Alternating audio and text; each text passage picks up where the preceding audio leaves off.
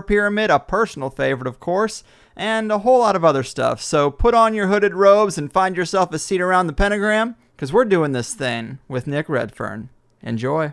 The Higherside Chats is where it's at, with everything you need to know, from corruption to UFOs. Be sure to grab your weed and let's look at some conspiracies on THC, the Higherside Chat. All right, people. Today we're looking at many of the various conspiratorial and paranormal breadcrumbs to some of the most interesting stories, mysteries, and cover-ups out there. And with me is just the guy to do it, Nick Redfern, back in the saddle once again, the hardest-working conspiracy author on this island Earth. We've talked to him before about his books Monster Files, The Real Men in Black, The Pyramid and the Pentagon, For Nobody's Eyes Only, and Close Encounters of the Fatal Kind over the course of the Higherside Chat's lifetime. Well, once again, he's churned out yet another great book called Secret History, Conspiracies from Ancient Aliens to the New World Order, that explores the details behind 60 different topics and weighs in at 400 pages, a conspiratorial grab bag of goodness, and I'm psyched to have him here to talk about some of it. Nick, my man, welcome back.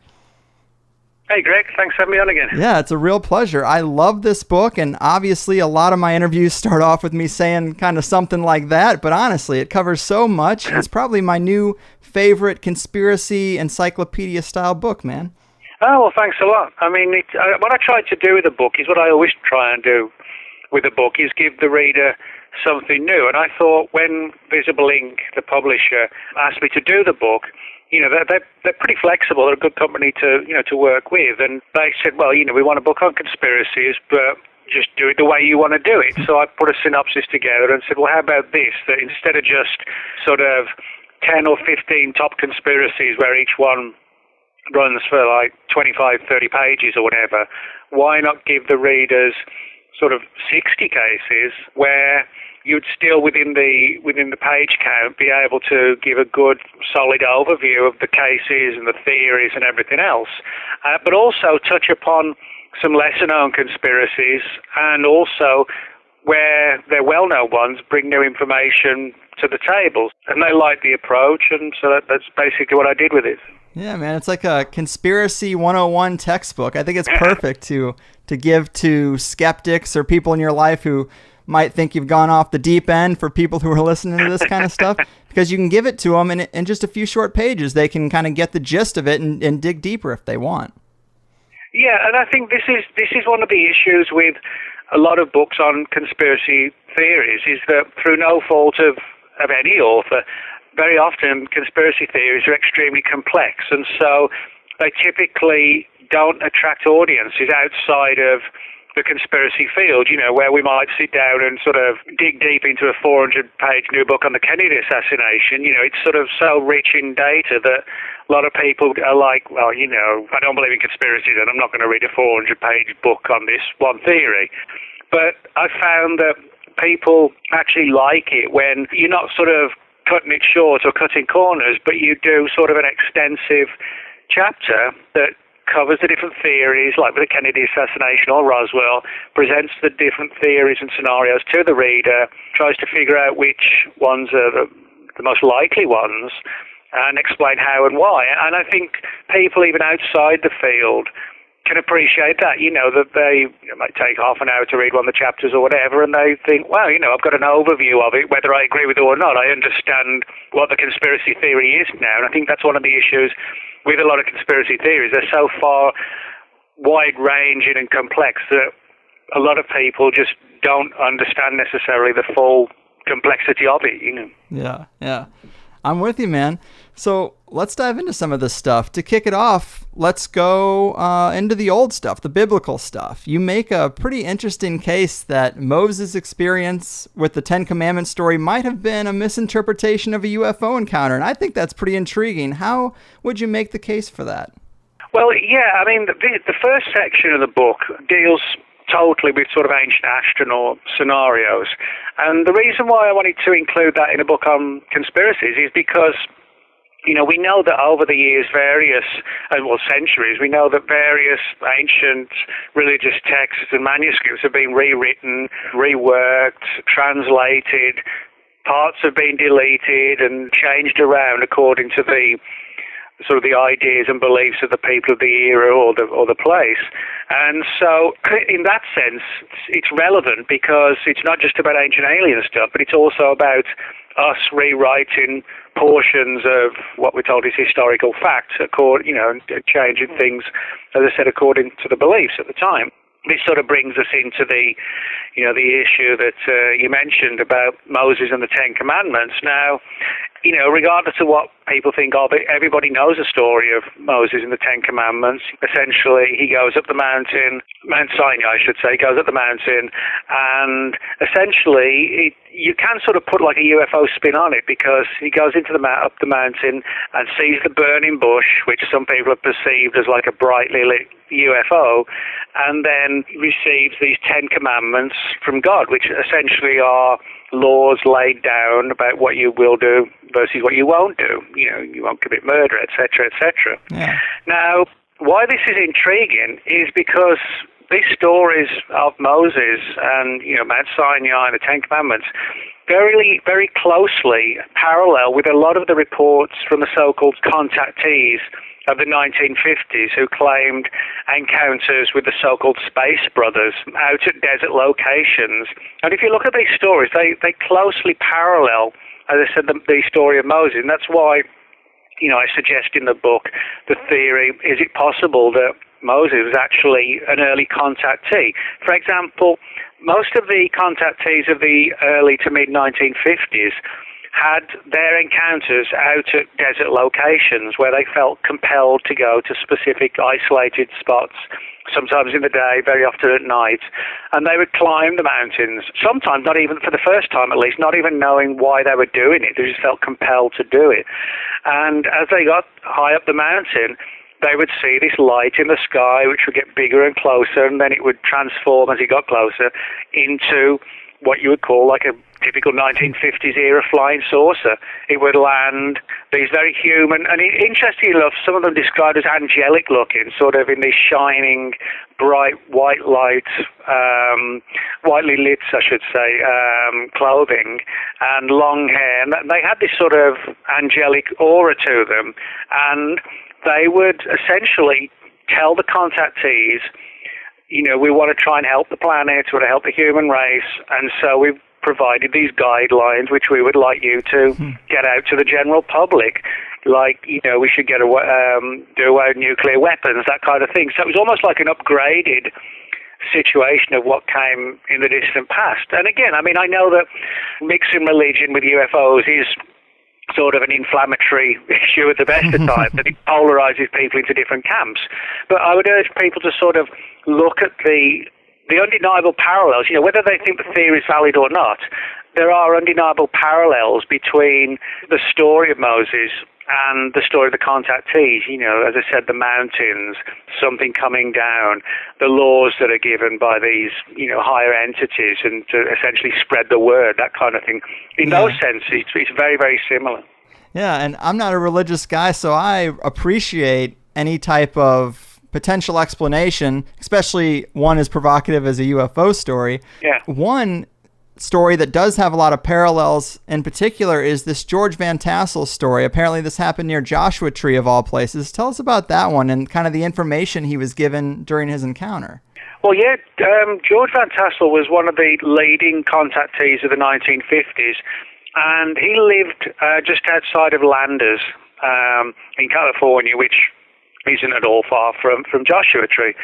Now, George Van Tassel and his family moved from California. He used to work for the Hughes Aircraft Company. He was actually good friends with Howard Hughes. And but the Van Tassel family moved to Giant Rock, which is an area just outside Landers called Giant Rock because there's this gigantic rock there. And he actually made a home for himself in a large hollowed-out cavern, for want of a better term, beneath Giant Rock. And, it was like a modern-day Flintstones type environment almost. And so the family lived there. And like so many of the contactees, Van Tassel sort of gravitated towards the UFO phenomenon and felt compelled to go out into the desert night in around Landers and Giant Rock and Joshua Tree where he would see UFOs that would come down and essentially commune with the aliens. Now, what's interesting is that a lot of the material that Van Tassel got from his alleged space brothers placed religion in a very different context to what traditional teachings suggest. Mm-hmm. For example, he was told that the story of Noah's Ark had a basis in fact, but the idea was that it was essentially like a space ark containing various examples of human and animal life, which possibly was brought here when some worldwide disaster was about to occur. And so essentially the story is that extraterrestrials tried to make sort of mercy-based visits and save as much as they could, and then these huge arcs would orbit the Earth until the floods and everything else calmed down. Then they would land and drop off as much as survived to start over again, that kind of thing. He also believed, based on his teachings and what he was told, that the story of Adam and Eve, he believed that Adam and Eve were actually not one man and one woman, but essentially the female and the male of the first species, which essentially was sort of like a genetically altered entity, an upgraded version of an ape using DNA manipulation and gene splicing to something closer to a human. And then we started to evolve from there. And so that was really the thrust of his story. What's interesting, this goes back to the 50s, which was sort of way, way before, obviously, things like Ancient Aliens, and even decades before Eric von Daniken. So in that sense, Van Tassel was like a real trendsetter in the Ancient Aliens world, if you like. But certainly the fact that he was saying a lot of things that in 1950s America, wouldn't have gone down well with a lot of people. And the FBI opened an extensive file on him, not to debunk him. Agents actually went to visit him at his giant rock home on several occasions to get his views on why he was claiming the aliens were here. And I actually reproduced the text of one of the documents in the book, which actually heavily focuses on the issue of religion, and the FBI took great note of what he was saying about religion and why, and he was hitting raw nerves, and people in government were a little bit concerned about it as well. Yeah, I was going to bring that up, what you said about this being in the 1950s, because in terms of the Ark story, if someone were to come out and say that today, like, it's actually kind of commonplace in ufology to think about that story, because we know about genetic samples and DNA. But in the 50s, I mean, that makes it more intriguing, because if he were to just be making that up off the top of his head, he's pretty smart. No, you're right. And I mean, that sort of really hits home with that issue I mentioned of not many people really in sort of 53, 54 there were one or two, like Morris Jessup, but hardly anybody really in the UFO subject was focusing on the distant past. They were mainly focusing on flying saucer sightings that were going on when there was such a massive wave in the 50s and the 40s. But yeah, I mean, he covered not just sort of the Ten Commandments, the story of Noah's Ark, Adam and Eve. He also, basically essentially said that the entire world of religion was based around, visitations from extraterrestrials. Yeah. And what was interesting was that he also talked about Jesus, being born of Mary, but that Mary was already impregnated by extraterrestrials, and essentially that Jesus was one of them, so to speak. So in that sense, he even brought sort of the genetic angle into visitations, which really didn't kick off big time until the 70s, when alien abductions became more and more prevalent. We had one or two, like the Betty and Barney Hill case, which had like a sexual reproductive aspect to it, but it wasn't sort of fully made clear. But certainly in the 70s and then the work of Bud Hopkins in the 80s and people like that, it really took off massively. But Van Tassel was talking about this genetic link, and Mary being pregnant, and that Jesus was like a combination of us and them. He was talking about that in like 1958. Yeah, that's crazy, man. And that one sentence I have highlighted here was, he was told that humans were molded and guided by ETs posing as gods for thousands of years. And that is right up my alley, because I love the stories of potentially inner Earth beings coming up to the surface and manipulating it. I mean, we have stories from Constantine, Napoleon, Hitler, and Eisenhower all have met, or there's rumors that they met with something that seemed non-human. And I mean, right there, if you had that kind of directed contact, that's a lot of influence you could have over this world just by meeting with those 4 key players, and no one else would even know. Everyone else would just think they're crazy because no one else is having these widespread encounters. And I think that's really intriguing. I love that thread. Yeah, I mean, that's an interesting angle what you bring up, the whole idea as well of entities underground. I mean, this sort of gets to an entirely separate but also credible theory, in my view at least. Granted, it requires that we believe in the possibility that there could be subterranean races deep underground, but on the one hand, it would make a great deal of sense if there were things like this, and possibly they even posed as extraterrestrials. I kind of think that's an interesting theory. It's one that, it's not a new one, and I think the most recent version of it was Matt Tony's The Crypto-Terrestrials book, the idea of like an ancient terrestrial race that moved underground when we kind of started to infest the planet and cause hassle, and so they just surface now and again, checking on what we're doing, because unfortunately they're forced to share the planet with this pretty warlike species, and if we destroy ourselves, we're going to destroy them as well. It's almost ironic, people chasing UFOs and aliens. If you look at it from the perspective, well, most of the aliens, they don't wear helmets. They seem perfectly accustomed to our gravity and our oxygen levels and everything else. They're always worried about what we're going to do to the planet. Maybe that's because all of that is because they really are from the planet, and they're forced to share it with us. And what better way to protect their real identities than to consistently and constantly keep telling us, oh yeah, we're extraterrestrial and this is what we're doing, etc., etc. It would be kind of a logical thing that people like that might do. Yeah. And I had another guest, Michael Mott, who brought up the idea that a lot of these stories involve genetics. Well, why would some beings be able to travel from Zeta Reticuli to here but not have an advanced genetics program? I mean, ours is almost pretty advanced. And why would the genetics be compatible? Yet, if there was a subterranean race that maybe survived a previous cataclysm and has been kind of pulling the puppet strings throughout history from below, they would have compatible genetics to some degree.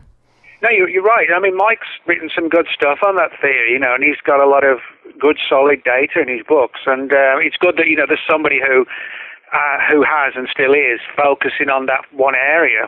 Because you're right.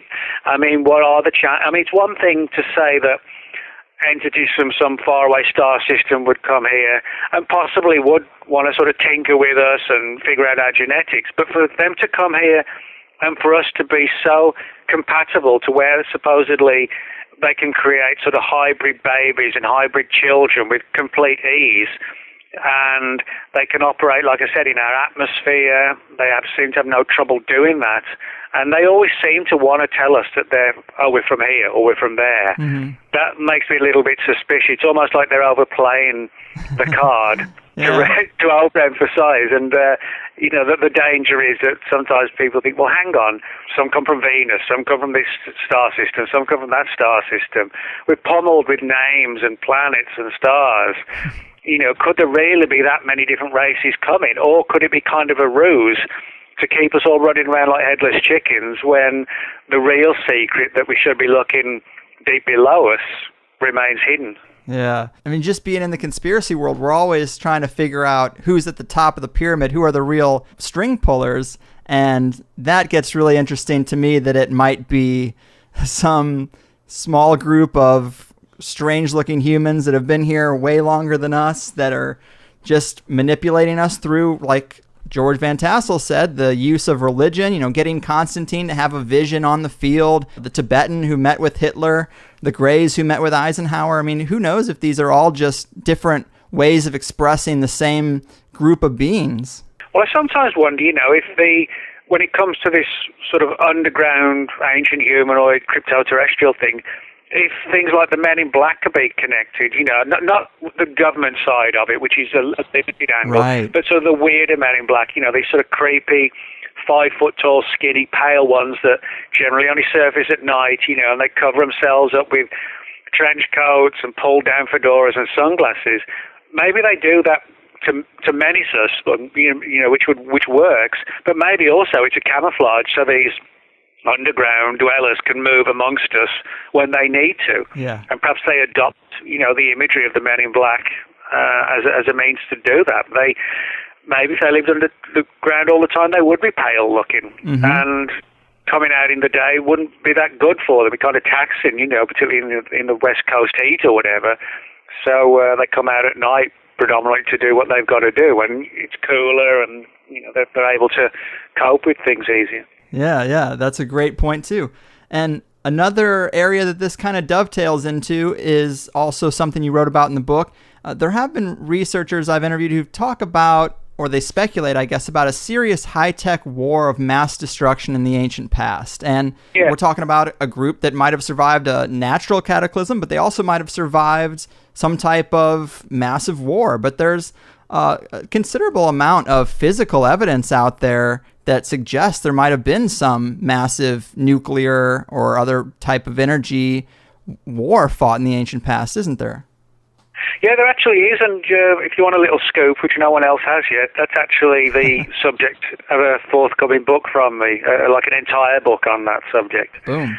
The idea of we're not the first to develop atomic weapons, and maybe there were multiple civilizations, whether localized or worldwide, possibly more likely to be localized in certain areas, that came before us and destroyed themselves. But a lot of people scoff at the idea, but throughout all cultures, pretty much, you can find stories, legends, whatever you want to call them, of highly advanced human civilizations that peaked and then mysteriously vanished or destroyed themselves. I mean, perfect examples are like Atlantis.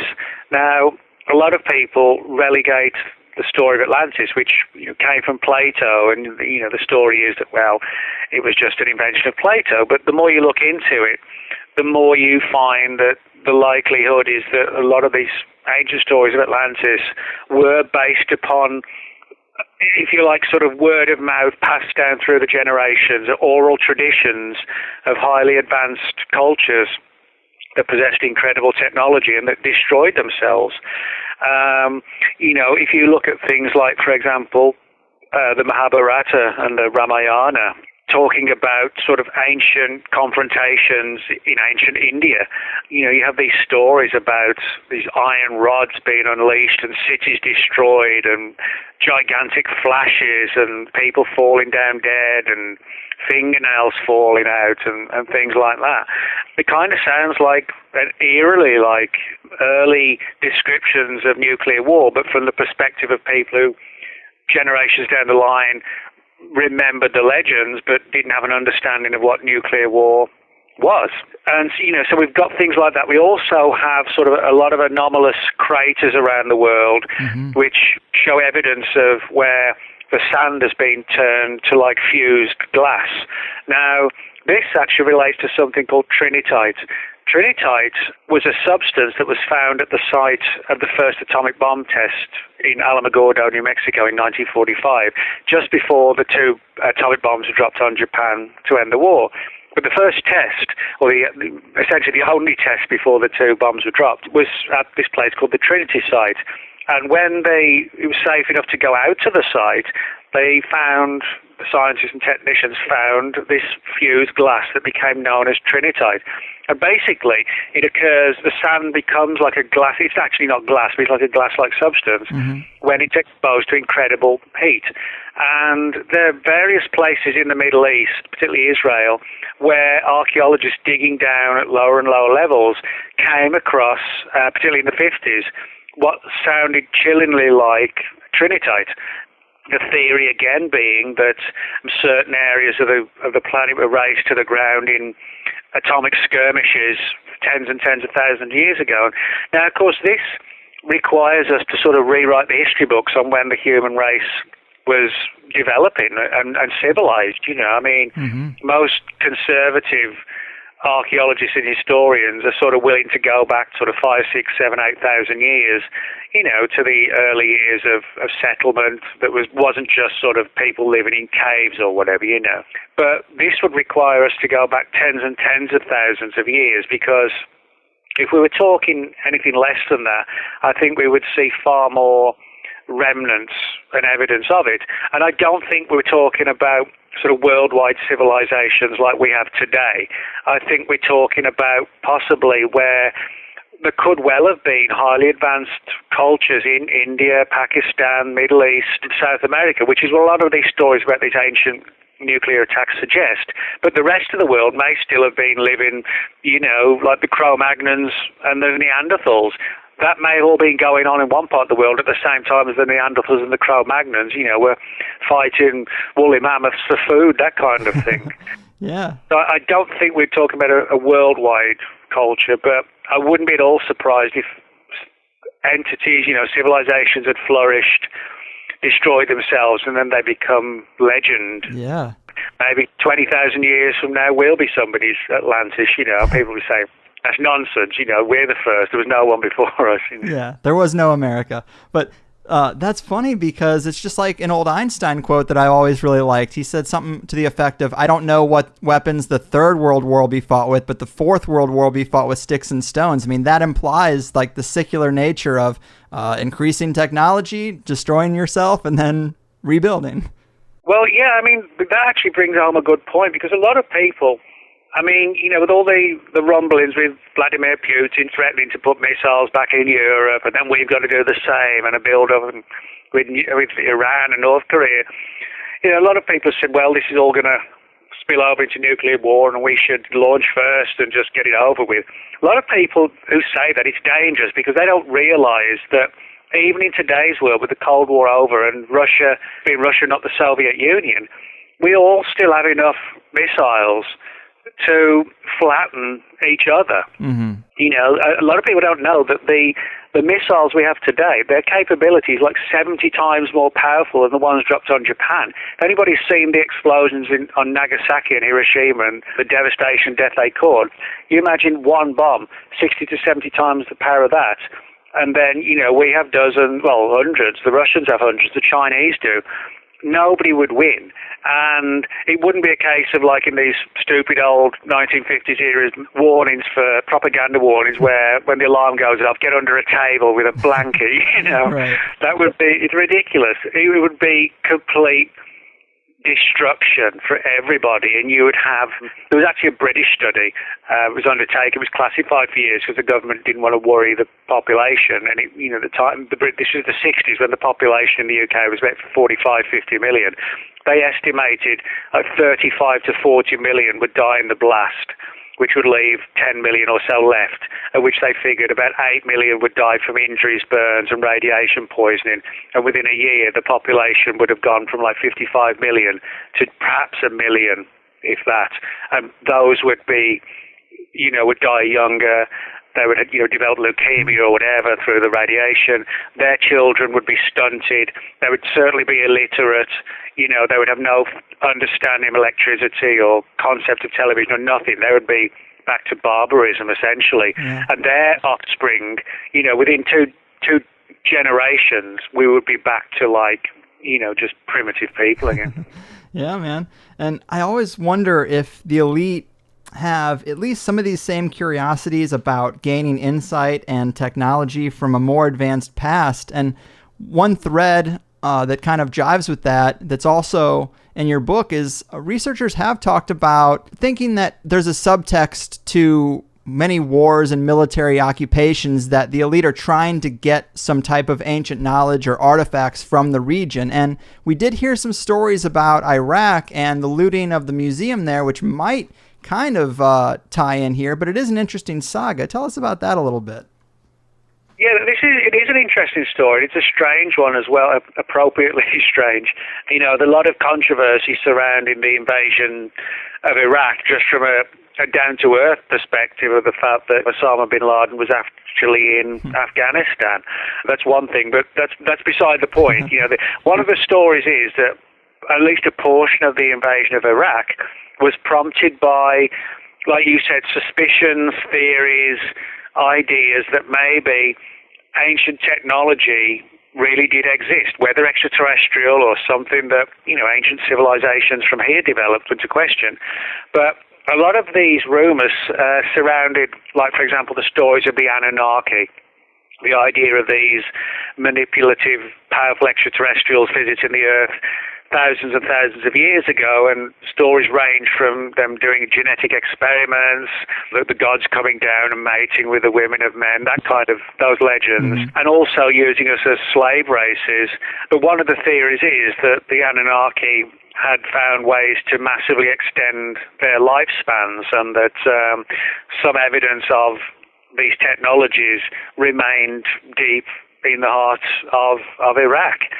And again, one of the conspiracy theories is that, units went in to try and find this sort of ancient Anunnaki technology, essentially to provide it for the elite. You'd have an elite that could extend their lifespans to who knows how many years. I mean, right. It is an interesting fact that there are a lot of puzzles as to why we age the way we do, and why in today's world we live to sort of an average of about 85. Why is that? Why don't we just keep going to, say, 185 and age slower? So there are a lot of questions, as to why we're on that time scale in the same way that a cat might live to 17 or 18. So that is an interesting theory. But bolstering that idea of government agencies taking an interest in the mysteries of the very distant past, I have a chapter in the book about the CIA's quest to find Noah's Ark. Now, you think of the CIA, you think of overthrowing evil dictators in South America or the Middle East, assassinations, that kind of thing. You don't expect them to have a fairly extensive file on Noah's Ark, but they actually do. And it's surfaced through the Freedom of Information Act. Or various files have surfaced over the years, but which collectively amount to about 70 or 80 pages, plus a number of documents and 1949-era photographs from the Air Force, which seem to show some sort of object embedded in the ice high in the peaks of Mount Ararat. And, of course, this sort of ties into a degree with the stories of George Van Tassel. And, I sort of speculate, is it possible that we know for sure that government agencies were interested in George Van Tassel's theories about Noah's Ark being some sort of space ark that possibly even crashed on Mount Ararat, sort of like an ancient Roswell or something like that.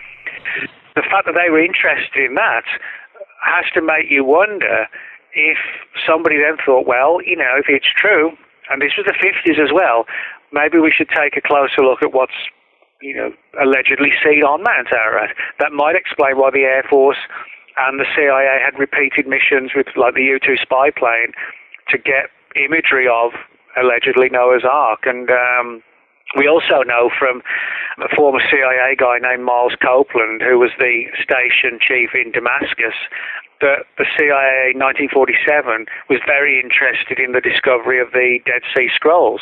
And Miles Copeland, who just had nothing to do with the story, but he was actually the father of Stuart Copeland, the drummer with the Police, and just like a strange little aside there. But Miles Copeland said that the story of the Dead Sea Scrolls was of deep interest to the CIA, and apparently they got their hands on one scroll found at Qumran, where the other scrolls are found, which never ever has made it to the official famous collection, that you can see. He said he went direct to the CIA after it was brought into the embassy in Damascus, and it was sort of surreptitiously sent over to Washington, D.C. and disappeared in the CIA's vaults. So we know for sure through the Freedom of Information Act that there is interest in the mysteries of the past, and I don't think government agencies have all the answers to what went on in the past. They may not actually have any solid answers, but there's no doubt from reading the files that there are certain people who've had deep suspicions that in the distant past there were advanced technologies, and that if we could tap into them today, it could perhaps even radically change, our society even as well. Yeah. And that is an interesting aside. It wouldn't be the first time that the CIA would have family ties to famous musicians. That seems to be a thread that ran pretty strong in the 60s. But I am a little bit curious. We were talking about the ancient search for the secrets of immortality or life extension, and you talk about that a little bit in terms of this white gold powder, or maybe that this might be what they call manna in the Bible, and that might have some type of effect on longevity, and it might tie into the era of Gilgamesh, because apparently he reigned for 120 years. Who knows how old he was when he took the crown, but if that number is correct, they definitely had something going on. Well, yeah, I mean, this is one of these areas where, no pun intended, it's like an article of faith, really, literally it is, in the sense that you either have to accept that somehow in the distant past certain people, elite people, lived massively extended lives, or it was just a fable to try and emphasize the importance of these people. Now, of course, Noah and Methuselah being the oldest person in the Bible, allegedly, of course, and Noah, lived massively extended lives. You also have like the story of Utnapishtim in the Epic of Gilgamesh, which talks again also about a flood, and people in relation to that scenario for the flood being granted extended lives by the gods. And you're right, manna, the white powdered gold, the various other ones, one in India as well. And a lot of cultures have stories of things like these substances, magical plants that can extend the human lifespan. And I often think that when you have cultures totally separate to each other, that just possibly, but they're telling very similar stories, that there's, often a basis in fact, like flood legends. The specifics differ, but the basics are very often the same, that numerous cultures have flood legends. So when you find numerous stories from different cultures and eras of people having extended lifespans, either it's not true or it is. And if it is true, what is the secret that allows, either the slowing of the aging process or the regeneration of cells? These are issues that are actually quite deeply still being studied. There are people who've written extensively on I'm not talking about just people outside of the field, but people in the world of medicine studying very closely why we age, how we age, and what can be done to combat it. So, maybe somebody really did tap into the answer thousands of years ago, and perhaps today people suspect it, and they're trying to find out if that data somewhere still exists, and if it does, can we find it and use it? Yeah, that would be so interesting to find out. I mean, even Sumerian and Egyptian pharaohs, they have long reigns as well. And when they're talking about a white type of gold powder, I wonder if it might tie into the lost art of alchemy, which is really intriguing also. Well, yeah, I mean, alchemy, it's kind of a similar thing. The whole idea of transmutating one thing into another. Essentially, you're talking about a similar thing, the whole philosopher's stone, that sort of angle. You're talking about essentially altering something into something else, mutating it, and maybe some of that is at the heart of this whole immortality angle, the idea that there is actually a way to slow or possibly even stop the aging process. Nobody's saying that Noah and Methuselah lived forever, but they certainly lived tremendous amounts, supposedly, centuries and centuries, almost 1,000 years. So again, it's how, I'm not a particularly religious person either, so it really depends on how you interpret it, whether you interpret the stories as real or not, or you interpret it as like a magical substance like manna, or you interpret it as a science and technology, medical-based, genetics-based, that really does exist. And, who knows? And I wouldn't be surprised if, true or not, it wouldn't surprise me if attempts had been made to at least check out these different sites and parts of the planet where the stories were coming from, because government agencies do spend a lot of money on unusual subjects, so it wouldn't be a stretch of the imagination to suggest someone had looked into something like that. Yeah, and on the subject of going back a little bit to the Museum of Iraq, the Natural Museum of Iraq being ransacked during the invasion, one note I did have here is that the colonel who was kind of in charge of at least trying to get some of that stuff back, there was a quote from him that you had down where he said, "It's inconceivable to me that the basement was breached and the items stolen without an intimate insider's knowledge of the museum, and about 10,000 pieces were stolen and only 650 recovered." I mean, that's a lot of stuff, and who knows if the whole war was just a guise to get that stuff. I mean, Hitler, he sent a lot of campaigns out there looking for occult artifacts. Maybe we're doing the same. Yeah. Well, yeah, I mean, the story, the looting of the alleged looting, well, we know there was genuine looting of the Baghdad Museum. There's no doubt about that. But one of the theories that's been put forward was that when it happened, the looting was sort of encouraged, and under cover of all the chaos that was going on with the genuine looting, that there were certain people in the know who knew very well where they wanted to go and target certain portions of the museum, particularly the basement areas, and get their hands on, well, whatever it was they wanted to get their hands on. Now, we know, for example, that legitimate attempts, very good attempts, were made by the US military to try and salvage and get back as much of this material evidence as possible. But then you have the theory that there was like another sort of far more covert group, that the group that was doing the good work didn't even know this other body existed. So in other words, you had two arms possibly of one agency with different agendas, one to legitimately try and save for posterity all this amazing historical material and historic material, and someone else that wanted to grab it, and amid all the chaos and the looting and the anarchy going on in the museum, that it allowed somebody to sort of move in under the radar and grab whatever they wanted. Yeah, man, I think that's so fascinating. And if there ever was a chaotic invasion of America somehow, I mean, the Smithsonian is rumored to have all kinds of things in their basement, and if you could get down there and disclose what's there, I mean, I feel like it would probably be similar to the 10,000 artifacts that could be hidden away in the basement of an Iraqi museum. Yeah, well, it's kind of, it has a more up-to-date parallel as well, that when the war was Second World War was spiraling down to an end, you had, like a lot of Hitler's cronies, planning to smuggle ancient artifacts, massive amount of paintings and priceless statues and artifacts. Some of it was siphoned through the Vatican into their vaults. There are rumours today even of, massive underground areas where supposedly ancient artwork and thousands of years old statues, things like this, are still preserved and stored in like old reworked train tunnels and underground installations and old, military factories that were built by the Nazis during the war that may have been converted, and some of this material evidence might still be, still standing there somewhere. So there's a lot of, you don't just necessarily have to go into the distant past. We can find more recent stories as well of priceless artifacts being hidden away during the chaos of war or whatever.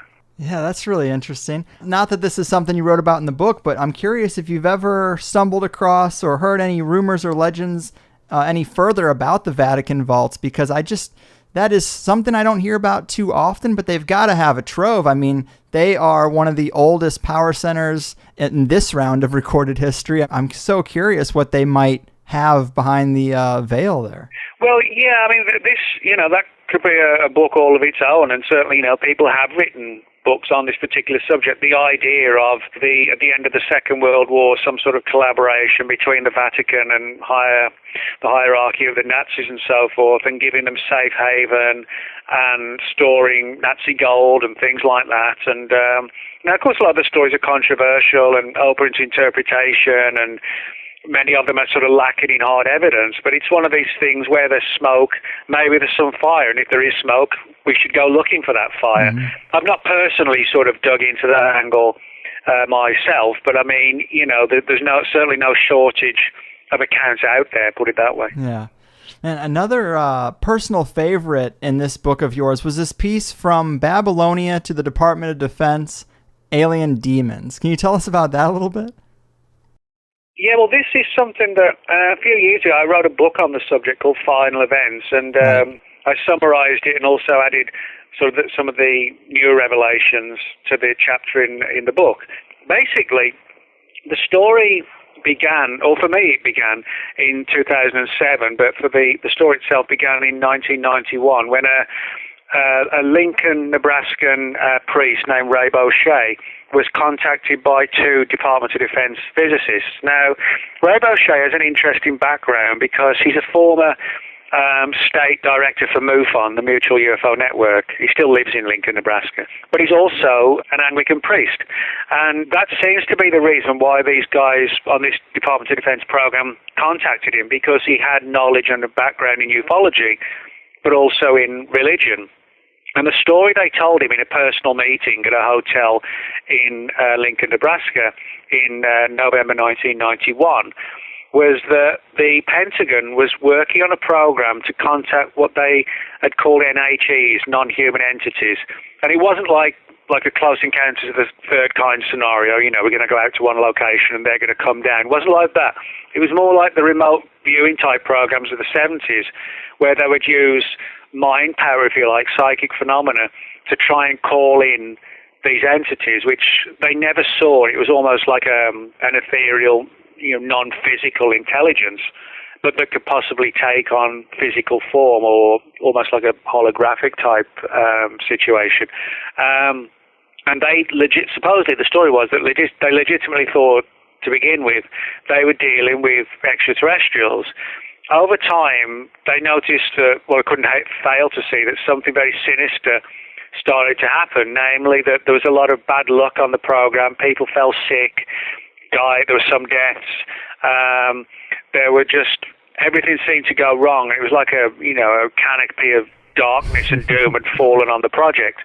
And they came to believe that what they were dealing with was not extraterrestrials, but sort of manipulative, literal demons from a literal hell that were masquerading as extraterrestrials. And they came to believe that the entire UFO phenomenon was like a worldwide deception. The idea of sort of Satan's minions getting their hands into us via various ruses and guises over the year, like extraterrestrials, goblins, incubus, succubus, fairies, strange creatures. They believed that they were all demonic in nature and changed their appearance throughout the years and the centuries to manipulate, the human race and seduce them, so to speak. So they essentially wanted Ray Bochet's advice on what they should do. And so Ray basically said, he felt that it was some sort of satanic deception, so he basically confirmed what they thought. But they opened up more to him and said that the program, despite everything that happened, continued, and they tried almost to do what, I guess, the closest thing you could imagine to like a Faustian pact, literally the Pentagon doing a deal with the devil to understand the technologies that the demons had, possession, controlling people, things like that. They wanted to use it against the Soviets. Is it possible that demonic powers could stop somebody's heart? If they could, could they assassinate presidential people in Russia, in the Kremlin? Could they wipe out the highest echelons of the KGB using demonic powers, or even persuading these demonic entities to do it for them? Yeah. But of course, the story is being demons. They hate us all. They couldn't care less if what country we're from. But it's a very strange story. And the thing I specifically talk about in the chapter is how this particular group spent massive amounts of time poring over old manuscripts and books and pamphlets and documents, going back centuries, that dealt with demonology and the history and folklore of demonology and beliefs and the myths and, everything from, as they saw it, the reality of demonology through to just the myth and legend. But they sort of ate it all up, so to speak. So it's sort of a fascinating but also creepy story of a very deeply buried, highly classified program in the Pentagon that was studying demonology as a means to try and turn it into a weapon and harness it and use it. And funnily enough, there's actually a new movie out right now called The Atticus Institute, which actually, aside from the UFO angle, it covers pretty much the same story of it's set in the 70s. It's like one of these found footage type movies, like a Blair Witch type thing. Yeah. It's a pretty good one, and it deals with like a Pentagon group, DOD group, that focuses on a woman who's possessed by a demon, and they try and talk to the demon and, do a deal with it and, try and harness the powers and use them against the Soviets. And it's not like some big budget sci-fi thing. It actually works well because it's like a very lower budget, claustrophobic type of thing set in a couple of just, 2 or 3 rooms, the entire movie. But it, it works pretty well.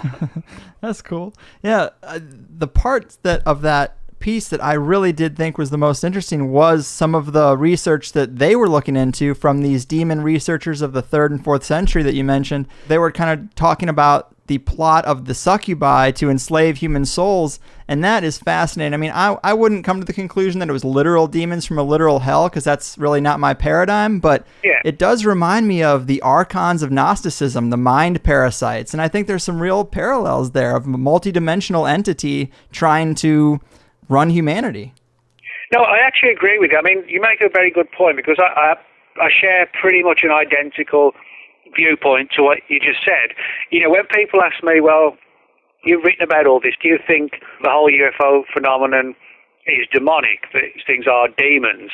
I say no, because the reason being that the term demon for most people sort of brings forth several images. One is, you know, the simplistic idea of the imagery of the devil, horns, forked tail, fiery pit and flames, and all, you know, all that kind of thing. And it also creates imagery of sort of demonic possession and spinning heads and puking green pea, you know, soup or whatever. But if you avoid using the terms like demon, which creates, you know, archetypal imagery that people have through pop culture, etc., I do believe that there's a very good chance that the UFO phenomenon isn't extraterrestrial, but could far more likely be sort of interdimensional, you know, coexisting with us in some other realm that can cross paths with ours. And I actually do think there's good evidence from a lot of the cases that whatever these entities are, they actually don't like us at all. They're highly manipulative. You know, people like John Keel warned about the dangers of dabbling in all this and how it often comes back and hits people in the face, so to speak. So do I believe the phenomenon could be deceptive, multidimensional, and malevolent to a point of hatred? Yes, I do. So in that sense, you know, I kind of share the viewpoint of those who believe they're demons, but I don't think they're literal demons coming from a hell. You know, you could make an argument that if there is an afterlife, that stories of heaven and hell may have been ancient attempts by the people of those eras, not conversed, you know, overly conversed in science, to try and explain what in reality could be multi-dimensions. Yeah. You could make a case that heaven is another dimension, and if some, you know, none of us really know, but if some essence of the body survives and goes on to some other realm, maybe it's an essence that one of the mind or the brain which will be explainable via science, and maybe there'll be a science that can explain how it sort of translates from this existence to some other dimension beyond this. Yeah. And so that would sort of tie in with all the ancient beliefs, but it would put a scientific slant on it rather than a religious slant. Mm. So in that sense, I do share some of the theories of the group, where the major area I differ is that they literally viewed it from a religious perspective and would not even, you know, give any consideration to anything else. It was demons or nothing, you know. Right, yeah. I hate when someone will take a story like that and use it as a justification that this whole big world is really just a God versus the devil type of paradigm. Yeah. But I do think that is really interesting, because recently we did explore the idea that a major manipulation by these entities might take place at the time of death and might involve the whole go towards the light meme, because what better time to swoop in and do something? If they want to do something with the human mind or the human soul or consciousness, what better time than that moment of death to swoop in and manipulate? Well, that's an interesting point, because most abduction researchers at some point have got stories about these entities essentially manipulating or trying to steal human souls. In Communion, for example, Whitley Strieber famously said that the entities that he met said that we recycle souls, that was essentially their entire task. John Mack, the late John Mack, he talked about the very same kind of things, the idea that somehow the human soul played more of a role in all of this than did sort of the genetic angle. You know, you also find less stories, interestingly enough, you know, in the cases that came to Bud Hopkins. He took a far more sort of nuts and bolts alien approach, but certainly Mack and Whitley Strieber, you know, a lot of their work is heavily based around manipulation and the moving of the soul and life after death and weird death-based synchronicities experienced by people who'd had abduction encounters. So I do think there's something to all that, but the problem is, you know, it's so controversial, it's so mysterious that it's like for all of us, you're never really going to know until hopefully a long way down the line we'll find out, you know. Right. But we don't find out. I find it fascinating because the idea that we are not the apex predator on the planet, that we don't really have a handle on our shit, is really intriguing to me. It's like we're really ignorant infants if there's some kind of being that actually knows what happens at the moment of death and can snatch you up at that point and thrust you into, who knows, some type of reincarnation or funnel off your energy or whatever they do. Obviously, it must be important if they care so much. Well, you know, this gets back to a lot of what John Keel said, and also that Charles Fort said that, you know, there could be bigger powers at work that we're just not seeing the big picture. It's an unfortunate situation, but you draw sort of the analogy with the cows in the field. You know, everything's blissful and fine until they get taken off to the slaughterhouse. You know, most people, even those who eat meat, don't really want to know what goes on in a slaughterhouse, but, you know, they eat meat. There's a means to an end, and the herd is created to fulfill the needs of the top dog, basically, you know. Yeah. Well, maybe we don't get to see the top dog until we die, and maybe it is the soul or some sort of energy. The closest analogy I can think of would be the sort of scenario in the Matrix, particularly the first Matrix movie, which sort of spells it all out. You know, we live in, or we think we're living in this one particular world. Essentially, it's like a dream world, and when we wake up, if you wake up, you find you're in these pods, which essentially are designed to, you know, take the electricity from the human body, the natural electricity in the human body, and turn it into like the equivalent of a battery for all these machines that now run the planet. Yeah. Maybe it's something like that it's impossible for us in this form, you know, like a physical bodily form, to see the bigger picture. It's only when you exit that form that you're exposed to it, and maybe then it's like, oh no, that's when you get loaded aboard that truck, you know, and to the slaughterhouse or whatever. I mean, you know, I wouldn't want to give people nightmares, which it actually, you know, a lot of people who read, when I wrote that book, and also the material paraphrased not paraphrased, but summarized in this book, you know, a lot of people got really worried who sent me emails, were extremely worried by that scenario that, you know, we're a herd and that we're somehow going to be used after death. That was the one thing I found more than anything else that people were really, I won't say just what we're frightened about, you know, it was sort of played on the mind a lot. I could tell that from the emails and messages I got. Yeah. So. I mean, I love the idea, and it can be concerning too, but I mean, what can you do? You might just enjoy the grazing for a few decades, and then whatever happens, happens. But that's also why I'm so interested in psychedelics. And there's a subtext to Zen culture and New Age culture where they talk about how important it is to do the work, to raise your consciousness, to meditate. And maybe that is to prepare yourself for that moment so that you are less likely, less susceptible to being tricked if you have experience in out-of-body experience. Yeah. Well, I mean, it's interesting that because Whitley Strieber said, I forget if it was in Community or not, but he'd been told by military personnel that the ability of these things to use us and manipulate us and control us was based on the extent to which we believed in them, and the less we believed in them, the less power they had. So it's almost as like somehow denying them lessens their ability to affect us. And that might tie in with, you know, religious beliefs that if you're a strong believer in God, you know, everything's going to be cool. You know, it's actually kind of like a similar parallel. If you're not a believer, they have a better chance of getting their claws into you. That might explain the old legends where if you're not a believer, you're going to burn in hell. Yeah. But I mean, when you talk about psychedelics, a lot of really good research has been done into how, you know, things like, for example, like DMT, a lot of researchers and skeptics will say, well, DMT just provokes graphic hallucinations in the mind.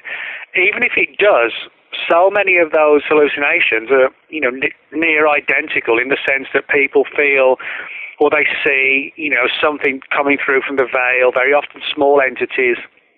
There's a degree of communication, even if it's sort of couched in cryptic words and symbolism. But it's almost like entering an altered state is like retuning a radio. You're constantly on one channel until you decide to move the dial. Mm-hmm. Maybe it's a similar thing that psychedelics allow us to move a dial in the mind. No, not a literal dial, obviously, but you know what I mean. And Right.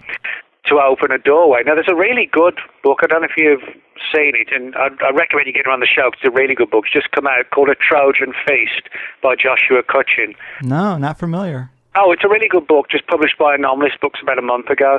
And it deals with the entire book. It's called A Trojan Feast because it deals with all the stories or interactions between people who claim to have met aliens and sort of magical entities, where there's a food factor, where the entities provide us food or they request food.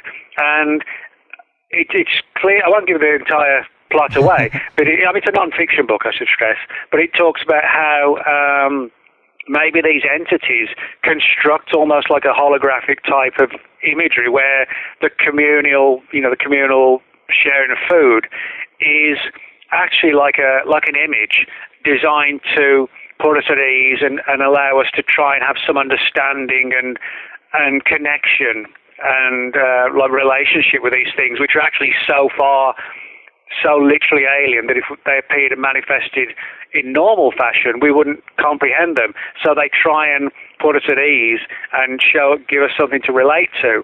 And Joshua talks about how that may explain a lot of the absurdities about people in abduction cases or contactee cases, being given plates of food, which sounds ridiculous. Mm-hmm. They come off the flying saucer with a plate of food. But if you look at it, he gives a really good convincing argument as to how and why these might be sort of hallucinations projected into the mind, as I said, to try and ease what would be just a too mind-blowing, shocking experience that we could not understand. They have to find a middle ground, something we can relate to, and sort of feasting together, a communal, meeting is something that we can relate to, if you like. Wow, man. Yeah, that is really interesting. I'm definitely going to have to look that up. This has been really awesome. About out of time. I mean, I got to page 2 of my 6 pages of questions for you. As you know, you have the book split up into ancient aliens and then a conspiracy section, and I just totally avoided the conspiracy section. Maybe a few months down the road, I can pick up my notes again, and we can tackle some of the more practical and more modern human-based things that you have in there. Yeah, no problem at all. Awesome, man. Well, I definitely loved it. It's always great to get to talk to you on and such a variety of things, too. And I guess remind people where they can keep up with you and anything else you got going on before we call it in. Yeah, sure. I have a blog called World of Whatever, so you just Google Nick Redfern World of Whatever, or people can look me up on Facebook, on Twitter, and I've got an Amazon page as well. And people want to contact me if they got questions, if they want any advice. I'm always happy to try and help. If they want to steer in any particular directions or update them, I'm happy to do that. Or if they just want to chat, I'm always around to do that. So.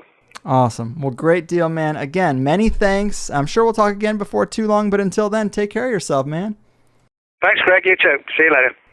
Boom goes the dynamite, people. I hope you liked it. Nick is always great to talk to. He remembers so much of what he writes, which not everyone does, but I thought that these things were worth a look. When you examine biblical stories and you don't take them at face value, I guess you either just dismiss them outright as nonsense, read them as a coded message or veiled gematria or astrological messages, or even channelings, as it has been pointed out before.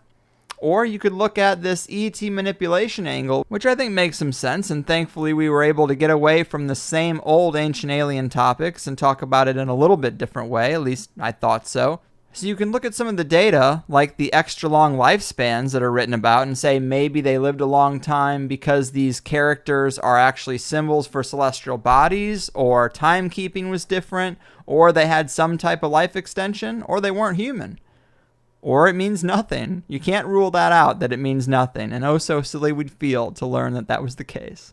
But if you are in fact curious what tidings the Plus Show brings this time, we got into topics of ancient sound levitation technology, ancient circle stone monuments and the cryptid connection, Bigfoot's connection to orbs, skinwalkers, tulpas, a little chaos magic, and the green children of Wolfbit for good measure. Interesting Fortean ideas and stories that don't have anything to do with impending doom. That's what I was feeling like this week. So thanks for sticking with me. I'm going out of town today to visit some old friends. We're getting together in Denver, so I have the next THC already done and scheduled to go up at the end of the week. But if you sign up for Plus today, you can listen to it right now. Oh, happy days. Just go to the HighersideChatsPlus.com. Remember that the Plus shows are on their own dedicated website, totally separate from the free show. People do forget that. But that's it from me, guys. Keep your pimp